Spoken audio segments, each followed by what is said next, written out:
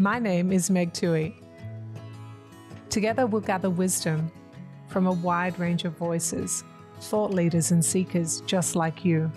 Through individual stories, we'll explore multiple categories of wisdom and uncover how the stripes of our experiences, both joyful and challenging and all that lies in between, intertwine to create a rich tapestry of life. So whether you're looking for inspiration, guidance, or simply a moment of reflection, you're in the right place. This is Wisdom Stripes. Welcome to the Wisdom Stripes podcast, where we explore the profound journeys of individuals who've emerged from life's challenges with hard-earned wisdom and resilience. I'm your host, Meg Tuohey, and I'm thrilled to share that this podcast is brought to you by the transformative program, The Wisdom Lab. If you're feeling stuck in painful patterns, desperately seeking a breakthrough, and yearning for the tools to shatter emotional barriers and reclaim your power, the Wisdom Lab is your answer. In just 4 hours, you'll discover how to tap into your inner wisdom, turn confusion into clarity, and unlock the profound personal growth you've been craving. No more band-aid solutions or surface-level advice. This is about deep, lasting transformation from the inside out.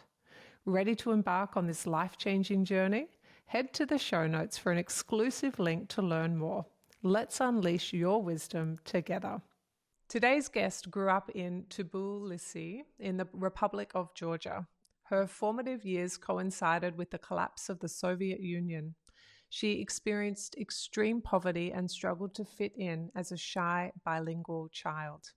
Today we speak to Lali Nebier, and you have to say that for me in a minute in a better way than I said it, about Neuro Linguistic programming and how she's used that to change her worldview. Lali believes in the importance of energy in living a powerful life, and we're going to discuss how she's overcome heartbreak and stepped into her power. Lali, thank you for joining me on Wisdom Stripes, where we are your no-nonsense, fierce fairy godmothers turning pain and confusion into clarity and confidence. Lali, we always start with the same question for our guests, and that is, what wisdom would you like a listener to come away with today? Well, first of all, Meg, thank you so much for having me as a guest. It's an honor for me, and I'll be more than happy to share wisdom that I collected for many, many years through my past experience, whether living in country Georgia or in US. So, according to psychologists, our mind is constantly looking for the proof into what we believe. So, if your mind believes that things are difficult, things are impossible to do, everything is a complete disaster, somehow your mind will work very hard to prove that point to you. But the beautiful key point is that it works also vice versa. If you believe in positive things, whatever you believe in a like world can happen to you, for your benefit, your mind will start to collect data to prove it. So the conclusion is that your mindset is the key. Whether you believe you can or you believe that you can't, you're right. Your thoughts and belief whether limit you or set you free. That's why I always recommend and I always tell everyone, please stay positive, believe in positive outcome, and it's gonna come true. Well, this sounds like the beginning of a really wonderful conversation. So why don't we we understand where you've ended and what you know to be true and how you organize that beautiful brain of yours. Let's go back in time and let's understand more about your experiences or perhaps your battle scars from your journey that have significantly impacted you. So I have kind of three main understandings about you, and please correct me if I'm wrong. The first is you left Georgia, where you survived civil war, you survived poverty, and you arrived in America. You had a wide range of experiences that included being bullied at school for being shy and bilingual, perhaps. And then there's also this other thing around moving to Los Angeles with just $1,000. They're sort of the three main pillars I have of quite high tension or conflict with self and the world and safety, and that experience of really walking into something and not knowing what it's going to be. Perhaps you could share with us what that was like for you. Definitely. I would start from the beginning. Me as a child growing up in Georgia, and Georgia was part of the Soviet Union, and as it collapsed, our country was facing a lot of difficulties forming itself as a new republic. So we all unfortunately faced the scarcity, and the scarcity was whether it's electricity or proper conditions for living or so on, that developed social limited mindset. So that was the childhood for majority of us in Georgia, and it was normal. And coming out of that and basically coming to now and seeing the complete drastic environment, let's say living in America, where everything is in abundance compared to the Soviet times in Georgia, it's completely different world that you can't even imagine. All you can do here is just basically reflect what is it different, how is it coming up for you, and how you can shift it. Speaking of expansion in every limiting belief that you have, and usually it's about scarcity of whether it's a relationship or it's a financial or it's like self-worth or so on. So as you mentioned also in the school I was bilingual, which was not that common that time. So I was kind of taken as a different person, like why do you speak so many languages and so on. So it was taken as a negative aspect, which of course we all know that the more you know, the better it is. And as of today, I speak four languages, and it's incredibly helping me in my social life and interactions and bonding with different nations deeply. And journey to US was very spontaneous. I never had necessarily American dream because I never thought that big in my life back in Georgia, and I never imagined that I could have a life that I have now. But it all started with a very simple, curious thought. I wanted to come to California, see what's Los Angeles life look like, and that leads to a beautiful path. I came for 1 month to look around with $1,000 cash, not knowing anyone, and this journey turned into beautiful 10-year living as a dual citizen now, with incredible connections, changing lives of people and living a dream life that I could never imagine that I could have. Mm. I love so much of that. And I'm also going to just spend a minute or two describing where the Republic of Georgia is, because it's not Georgia, the southern state of America, that we're talking Right. about, is it? It's a Yeah. sometimes considered a transcontinental country, and it's located in between um, Eastern Europe and West Asia. And so generally I think today it's regarded as part of Europe, but to the north and the northeast it's bordered by Russia, and the south of it is Turkey and Armenia.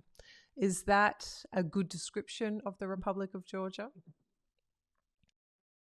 Beautiful, very well said, and thank you for bringing attention to my country. Because, as you said, it's usually there are some people they don't know it exists at all. So, Georgia has Russia, Azerbaijan, Armenia, and Turkey as the neighbor countries. And knowing like current political situations, we've been unfortunately always between the battles that happen between our neighbors.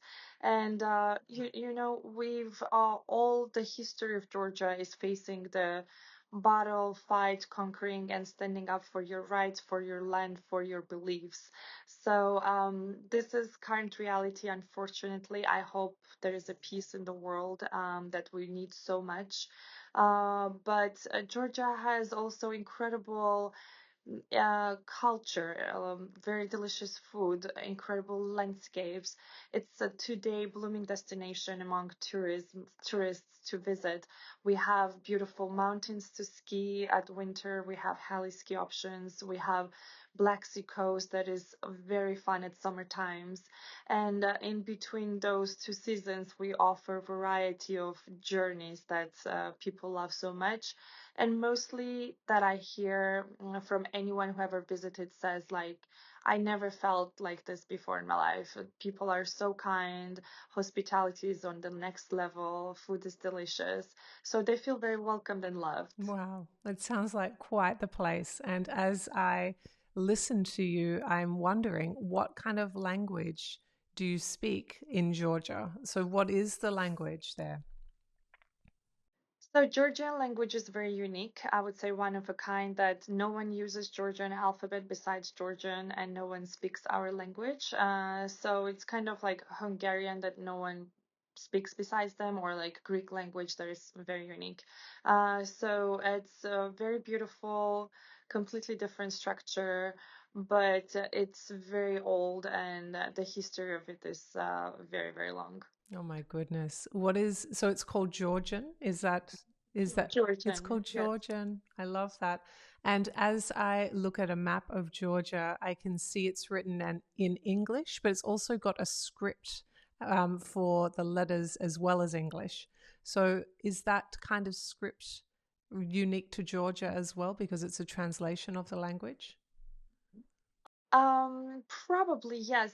For example, in English language, you may have one sound with two letters. In Georgian language, each sound has each own like unique sound or letter. So we have like z, sh, ch, some strange sounds that not often you can meet in different alphabet. But it's very beautiful and unique. It has its own charm and character to listen. I can kind of hear it in the way that your voice in English kind of modulates. You can hear that you have other ways that you can arrange your sounds for a language. And I think you said at the beginning you have 5 languages. Well, was that correct? Yes, correct. So, I grew up bilingual. My mother is Russian, my father was Georgian, so I grew up with two languages. And then in school, I was passionate about English, so I studied at early age. And then I took Turkish classes, language classes, and when I was traveling to Turkey, I was easily catching the conversations and different dialects and practicing my studies. So I started to talk on Turkish, and I also did exchange program in Poland. So Polish is very similar to Russian and Ukrainian because it's like similar root, and because of knowing Russian, it was easier for me to catch Polish and kind of master it without even learning it. I just start to have a conversational dialogues without studying it. So I think bilingual background helped me to be more savvy in languages. I did notice this, and I haven't talked to you about this before. So, just a pre warning that I'm about to do a what I think I saw in your structured approach when you started talking about NLP, which is something that you've studied and you now practice, which is called Neuro Linguistic programming. And we'll talk about that in a minute. But I did notice your beautiful brain does have a way of organizing information, which does look very detailed and sequential and also pattern orientated. And so, even in the little bit of time we've spent together, I can see those parts of you. And it seems to me that would be why you can speak 5 languages, with many of those languages not overlapping at all and having totally different frameworks. Is that a good, accurate assessment of you, or because I don't know you very well, have I missed the mark entirely? I think it's a very beautiful observation, Meg. Thank you for that because you definitely like catch it right on point. My brain is very structured and organized the way I look at the world and see things, whether it's like work related, relationships, or personalities. Everything is kind of has a structure. So with NLP and going through the practice of it and studying it, it makes so much more sense to learn not only how I operate as an individual, but also how it reflects to different people and how people tend to go through their own patterns or their own like habits, even not noticing it. I can see that. That makes a lot of sense to me. And so this is a lovely segue for us to go into kind of your study and practice of something called NLP. And for those who are unfamiliar with it, it stands for Neuro Linguistic Programming. And it's an approach to communication, personal development, and psychotherapy. And it looks at this idea of computational linguistics, machine learning, and deep learning models. And it does those things looking at human language, which for someone who speaks 5 languages, NLP sounds like it could be a 6th language for you. So it's designed or intended to help clients or people understand their own minds and how they come to think and behave the way they do. And the intent behind it is that you can learn to manage your moods and emotions and kind of do like a reprogramming. And I did that in inverted commas, the way that people process information, because they can kind of see where they are and then adjust if they want to. Have I got that right?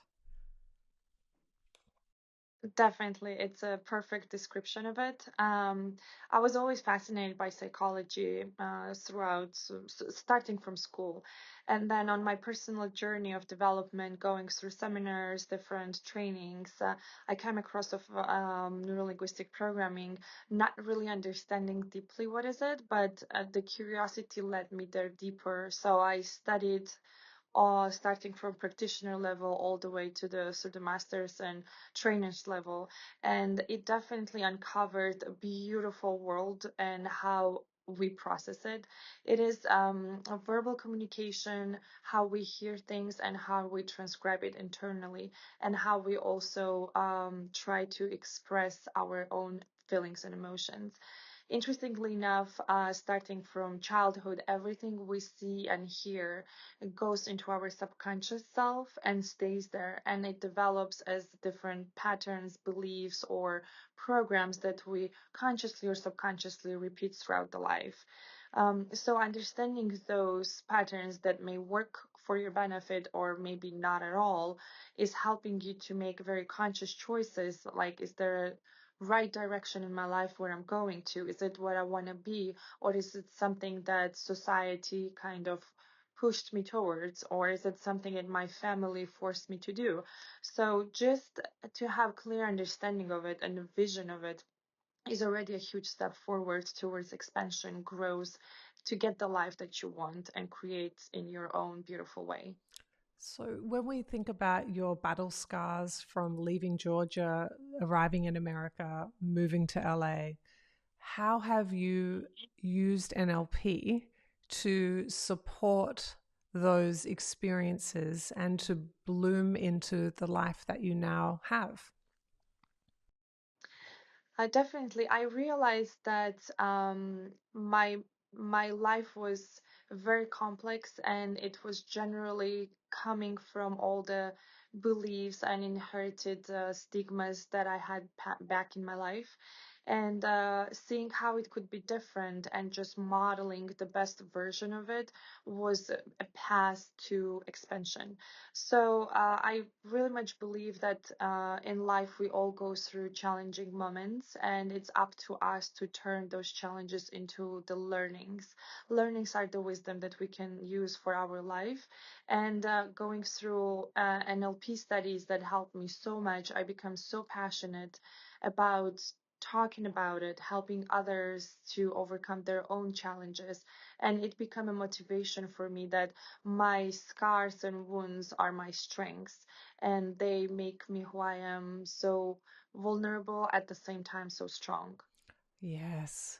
So let's do maybe we can do a practical experience, or we can describe practically what that actually means, because I love the sound of it and I know about NLP myself. But for those of us who don't know NLP, literally, how do you use it to walk yourself through something so that you can expand your perspective or that you can see yourself from a different lens? How do you use NLP?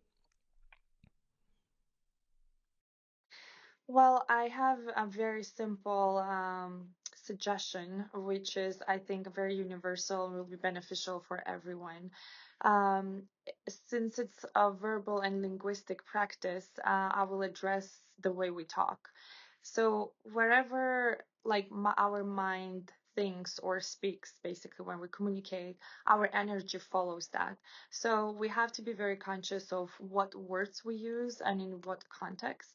So, for example, I can say that, oh, I never want to be ill. I never want to be like wounded or so on, which is in context, it's a good thing, right? We want to wish something positive, but our mind has to understand what the illness is first and then convert that, like, what is it not to be ill? Because you have to embody it within your emotions and feelings. How is it that when you hear the word illness, how your body responds to it, how it reacts with the chemical reactions, and then wish not to have it. So that's why I always suggest that do not use basically not ill, but use the state or the word that is most desirable for you. You should say, I want to feel healthy. I want to be in a healthy body. I want to maintain a healthy lifestyle and so on. Because the moment you say health or healthy lifestyle, right, you already start to have different pictures and imagination. How does it look like? How does it feel like? So as soon as you do so, your energy follows. So your energy fits that picture and it's becoming like more acceptable for you versus like illness, which is more rejected and more uncomfortable feelings throughout your body. So my biggest advice is please listen to the words you say and say, I want to be beautiful, I want to be healthy, I want to be wealthy, I want to be loved, I want to be cherished, versus all the negative aspects that you can list and follow through your emotions. I love your description. I think it's really visual, and I think also it's starting to illuminate patterns. And I can see that you and I both like working in patterns. So, what we're there's a couple of pieces I'd add to this. One is we have a negativity bias as humans, so we're always looking for the threat. So it's at least 3 times, and some say 5 and some say 20. It's at least 3 times our brain will find the negative versus the positive. So this muscle is already looking to build on its lesser used part of itself, which is your beautiful brain will look for the threat 3 times more than it will look for something that is neutral or positive. And so you're much more biased in your thinking than perhaps you realize because of that negativity bias. So even the wisdom of recognizing your inherent bias, which everybody has because they're a human, then and we're supposed to be able to look for threats, so we're supposed to find them, so we're supposed to be able to stay safe and continue to procreate and keep the human species alive. So now that we understand that kind of premise, we can accept that whether you've had a contextual hard life with pain and suffering in it, where you have had really big things happen, or perhaps you've had a different kind of contextual life that doesn't match yours, Lali, but still has a sense of some pain, some hardship, some battle scars, and just being in a human skin, you're going to be on that negative side anyway. So, regardless of your context or your circumstances, being able to move yourself in the space of recognizing your language patterns and shift the tone of those is going to be wisdom that can open your life. So, the next question I have is when you start to look at your life through a lens of what it is I do want versus what it is I don't want, then we are actually opening that beautiful brain to start looking for all the ways in which it can serve you, is my understanding. Would you agree that that's what NLP's kind of premise is, or would you add something different to that? Definitely. You stated very correctly, and it's exactly that our brain is designed in a way to keep us alive and safe. But we needed a lot back centuries ago, right? When we need to stay safe from predators and so on. Today we live in a way more safer environment, and everything around us is very civilized and developed, right? We don't have to run away from the lion or to stay alive. However, our brain still functions the same way. And for us, is sometimes even being next to your partner doesn't feel safe, knowing that your partner loves and adores you. So we have this fear developed from maybe previous relationships or some scars or some limiting perception that we had in the childhood. So the big takeaway is how can you trust yourself or trust the world knowing that everything is going to work out for you in the best way possible. So it's kind of like catching your thought and overriding it and believing or restating, reassuring yourself that everything is going to be fine. Because end of the day, whatever you believe is true. So that's why you have to choose your beliefs in a positive context to manifest it. And with my program that I work with my clients, I specifically designed it. We have 1 month, and within this 1 month, we take all those limiting beliefs, traumas out, some negative emotions, we face them, we process them so that we can eliminate them, and then try to see what is it your dream, what is the best case scenario you would like to manifest, and so on, because your energy will follow those desired moments as long as you keep practicing it. Mm. Okay, so I feel like we've covered that really well. And now what I want to do is to follow a thread.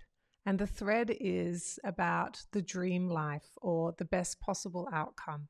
Because when you're a human in a human suit, you get challenges and you get context, you inherit contexts from your family of origin, and you get your deck of cards and you get the hand that you're dealt. So we all start with our own hands that we're dealt. And then we have life, and that can deal different hands, and we can have some influence, and we cannot escape hardship in our life. It's just not a thing. Where there is a human, there is pain, there is suffering, there is confusion, and there is the option for growth and healing and expansion. So when we're looking at your context and your wisdom that you've learned across the cards that you were dealt, the life that you've had, can you talk to us? Can we unpack some of your wisdom? Because what I'm really curious about is the pain into something that has been alchemized, something that allows us to learn and grow from without like the sugarcoating, because it is still a painful thing that has happened. And there are still also the human limitations of our experience where you can't get through life without suffering, and maybe nor should you, because with the suffering comes the opportunity to actually grow from there. So let's unpack some of your wisdom. Let's talk about the resources that you've used. Let's talk about a hardship you've been through and how you've actually grown through that space. Beautiful question. So in my life, I went through a lot of challenges. However, the most difficult was for me to go through the divorce. Imagining the love of your life in a beautiful setup, creating a family, having a child, and then suddenly this all collapsed, and when you don't expect it. That's why it's surprising to kind of face the reality and ask certain questions that what is it that you missed or what is it that happened that you never addressed. So this event has led me to a very beautiful journey of self-discovery, which was alongside with a lot of pain, of course, wisdom and challenges. Today, who I am is kind of a result of this beautiful past, which was not that easy. However, what I've learned is that sometimes our actions is not who we are, but it represents our internal state. So when you're not happy, when you're wounded, when you are in very down state, you act accordingly. And it's a beautiful indicator that there's something that needs to be addressed and it has to be healed or nurtured. So this journey, definitely the story that I tell myself for when it happened and after, let's say, 5 years of it, is kind of different because I saw it from different lens and perspective back then, and I differently see it now. So it's all about, again, as in NLP, like how you process the information internally, and you can see it from different aspects only when you grow and work on yourself and broaden the horizons of your abilities to process the trauma, be more compassionate, be more understanding, and be also kind to yourself. Because end of the day, we are very um, demanding. We are sometimes beating ourselves, not being good enough, not being enough at all, or who am I to deserve this?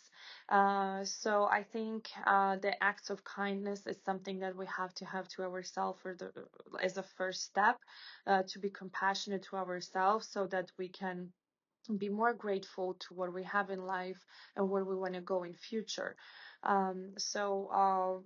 Basically modeling the ideal case scenario that you can only dream of leads you to the right path to reach it.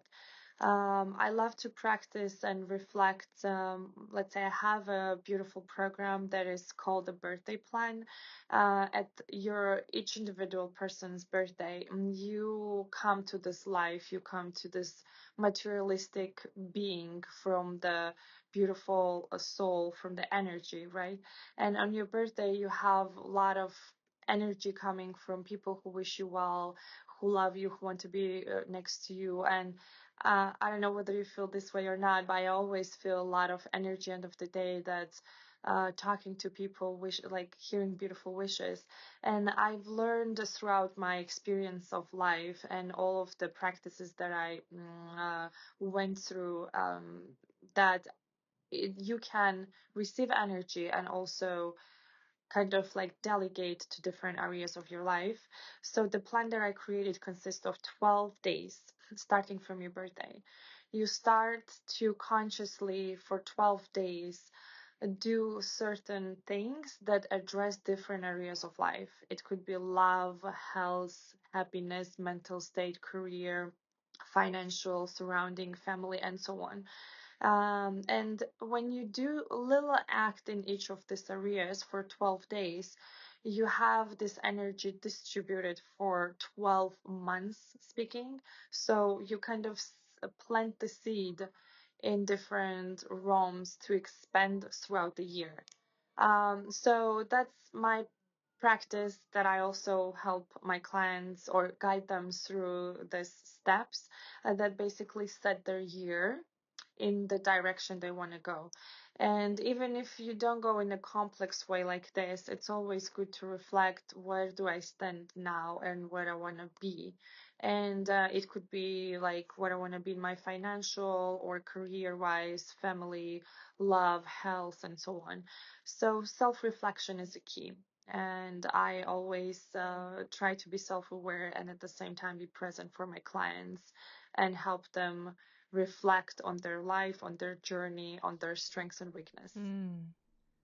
That's really beautiful. And what a lovely ritual that you've gifted us, that each of us can use and take and adapt if we want to, for our own birthdays and perhaps the people we love's birthdays. Really beautiful. Now, I was wondering if we might talk a little about the breakdown of your marriage of 4 years and just unpack some wisdom in that space around how that may have changed the way that you see the world, that experience, and perhaps talk us through the feelings of when it happened, what it felt like, and how you now look back and what it feels like now, so we can sort of see the experience that you've had as you've walked through that. Yeah, yes, I believe that unity of two people and walking the path together is a very beautiful and very complex. And usually, two people appear in each other's life as mirrors to reflect their strengths and the weakness. That's why there's a lot of wisdom to walk this path and reflect on it. In my case scenario, what happened was that I was not seeing enough the beauty and the power of the strengths of the feminine energy and the masculine. We both were in our weak period of life, not being in our power. And after basically collapsing it, I learned how beautiful balance and unity between those two energy can work for the benefit or for the solution basically. So that's one of the beautiful practice that I always address to make sure that for women it's so amazing when she's in her feminine power, in her strengths, and she complements the men masculine power. And it's again not only about it, the energy applies to any gender or any direction or sexual priorities. So definitely, that's a big learning. And also knowing that sometimes we forget about ourselves and kind of become the other person. And the boundaries here are very important, knowing that what is it that you want, what is it your needs to address them versus giving up yourself for another person. Because sometimes even this sacrifice is never needed for another one unless it's asked. So there's a lot of lessons to learn, and the story that I tell myself today is definitely very different from the story that it was 5 years ago. However, I am very grateful for everything that I've learned throughout the past that makes me who I am today. And finding the balance, finding the inner peace, and finding this unconditional love internally that you can have not only for significant other or your child per se, but for the world around you, to finding the beauty in surroundings, to finding the happiness within and choosing it every day, and just feeling love and gratitude towards everything that comes your way. Look, I want to unpack some of this wisdom because those are really beautiful words that you are using. And I also just really want to work with the human condition conversation for a moment with you because that those words, that kind of peak state of gratitude, love, appreciation, enjoying every day, they are not an emotional home that a human can live in 100% of the time. There's got to be the rest of the human experience, which you experience because that is the nature of the human. Could you talk to us about that? Yes. So a lot of times I grew up like this in my culture. It was like that. I believe in many people can resonate that we hear a lot of times let's say for boys, be strong, don't cry, or you can't like express your emotions and it's not appropriate to act this way or so on. So somehow society described that there are certain range of emotions that are so welcomed but certain emotions are not.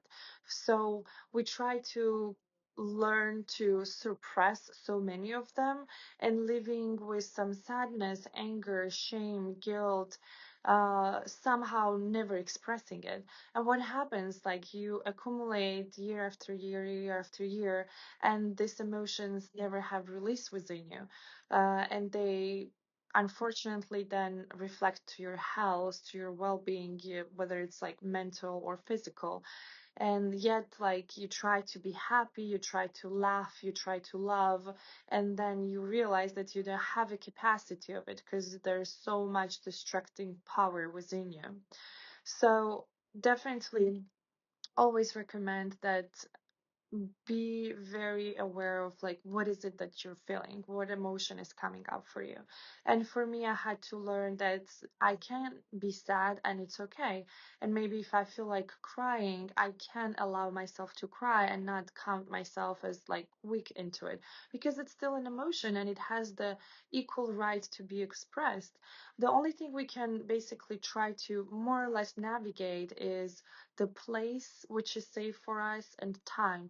Maybe I don't feel comfortable crying in a public environment, but I can try to address and create a safe space when I do so, because it has to come up, it has to be released. There was a moment that my life was mostly consisting of negative emotions, and I didn't know how to deal with them until I learned that only ways to let it out. And then when you kind of have a relief, try to find the positive emotions and find that happiness. And how can you do so when it's not familiar for you? And I think the first step towards positive is a feeling of gratitude. There's at least one thing in everybody's life, at least one that you can say like, oh, I'm actually truly grateful for you or for something that happened to my life. So following the path of the gratitude is, how do I feel when I'm grateful? And when I'm grateful, basically gratitude is a ultimate state of receivership. So I can receive it energetically. So I'm grateful for something, so it's mine. So it means it's part of my life. And let's say I'm grateful that I have a shelter. I have maybe at least one person to talk with, or I'm grateful that I'm still alive. And just following this path, somehow it starts to accumulate.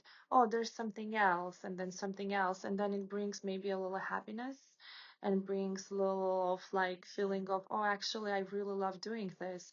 So there's some positive emotions that follow, even if you're in the most drastic negative state ever. So it's not easy, but it's doable. And if it's difficult to do by yourself, we're here. We are here, you, me, and many other people who went through challenges and are very passionate about sharing the stories and being helpful, being the guide throughout the challenging times. So definitely feel free to reach out, feel free to speak up, feel free to ask for help. And I believe very much that ask and it will be given. So just do the first step. That's all it takes. And then the second will follow. Well, let's close the loop from where we started today, Lali, because you don't want to ask for what you don't want. You want to ask for what you do want. So as you're leaning into what Lali just said, dear listeners, what we want to encourage you is not to use that negativity bias that says, I don't want to be at my job anymore, for example. Instead, Lali taught us at the beginning, Okay. let's go for what it is you do want. So in this case, what we could do is say, I dream of a job where I feel appreciated, fulfilled, and like I'm making a contribution 80% of the time. And that is a very different way to translate your heart, isn't it, Lali? And it's going to open that beautiful brain of yours and allow yourself to move forward into the beginnings of creating that versus, I don't want this job anymore. I don't like it. I want a new job. That is a closed kind of feeling. And there's nowhere for your brain to go to make that happen in terms of the change. It can't make the change happen from those instructions. We need to give clearer instructions about how to go forward. Now, do you feel like I've described that accurately, or would you like to change anything? Uh, Very well said, and I will add to it that our mind tends to recognize and reflect to what's familiar for us. So the familiarity is something that is safe, even if it's negative. So unfortunately, let's say negative experience tend to be repeated if we continue the job road, right? If someone had negative job experience, that's all they know, and somehow even if they shift, they somehow attract the similar case scenario because it's familiar. That's why, like you said, it's very important to say what you want. And even if you never had it, start dreaming about it or writing about it, creating, be as creative and expressive as possible. That the dream job would feel that I'm the best worker in the company or business, that I'm very well respected, and that my work is never unnoticed. So everyone cherish that, and I contribute so well, and it makes me feel as very smart person, very valuable, and so on. So expanding in different visual aspects, how would it feel like, how would it sound like, and so on, creating this picture that you never saw before or experienced will bring a new neurological connections and build the new neurological pathways. And only after that, that it becomes more and more familiar, then you can recognize it or attract into your life, and it will become a reality. So that's, neurologically speaking, is from one pathway you're shifting to another one by creating through your imaginations, because your brain doesn't know the difference whether you're imagining something or actually living through it. So I work a lot of times with clients, and a lot of exercises are through journaling, imagination, meditation, visualization, because that's how you can build unexisted, that it doesn't exist in your life, and create and manifest into reality, into the physical form. Beautiful. Okay, I think I've got one last question for you, Lali, and it is around what remains unresolved for you, because we never get it done. And you are still lovely and young. You've got a long, beautiful life ahead of you. Are there any particular scars that you have that are yet to fully heal? Are there things you're working on that you're mid-process on? Where to from here, and what's unresolved for you right now? Beautiful question. I think you stop living when you stop growing. That's my belief. And I constantly like to expand my horizons. So I always test my limits in education, like EQ, IQ, physical well being, and with time, how can I be even healthier? How can I look younger? How can I be faster? How can I be smarter? How can I develop my internal emotional state in a way that it's more elevated, and so on. So there's always work in progress, and I love to challenge myself to face the fears. And fear is that, what is it look like if you are a person who is world known, who is basically changing the world towards better, who is motivating and influencing in the most beautiful way possible, right? So it feels like a huge role as a one person can hold, right? And it's scary, but it's something that I maybe strive towards, and constantly try to expand my limitations. So that would be probably the answer to your question. In every year, basically, I go through my checklist of 12 areas of life and expand, making them bigger and better. And still, I think there is maybe like a one big dream to achieve, to just travel the world, share the story, inspire people, support in their path, and just say, like, I love you, and spread the kindness and happiness and love. Goodness. That feels like the most beautiful note to end on. Your dreams for yourself and your dreams for the way that you interact with the world and the world interacts with you. That feels really beautiful, Lali. Thank you. Are there any last words of wisdom that you'd like to leave our listeners with before we start to wrap up today? I would say, don't be scared of giving love and receiving love. I think it's energy of all, and all that is love. And I know we go through challenges. I know it's scary, and sometimes we don't even know what is it, but just try it. Just try to be grateful when you receive some attention and love, and be open to it to receive. And also don't be scared to give love, even if it's been rejected or will be rejected, because end of the day, that's internal state, what you feel and what you carry. So it's very important to always expand it and always tap into it as a life force energy. Beautiful. Well, friends, that wraps up today's episode of Wisdom Stripes. It has been a pleasure speaking with Lali and diving into her journey with NLP and how she's used that right across her life. Lali shared her inspiring path from the Republic of Georgia to LA, her practice of cultivating a positive mindset, and how she uses NLP to empower transformation, not just in her own life, but for her clients as well. She's shown us how overcoming hurdles and limiting beliefs can lead to a stronger, more positive mindset, and how we can turn those lessons into meaningful experiential wisdom. Lali, thank you for joining us today on Wisdom Stripes. We have loved having you here with us. Thank you for listening to this episode of Wisdom Stripes. Follow me on @MegTuoheyOfficial and leave a comment and review. I'm looking forward to meeting you here next time on Wisdom Stripes.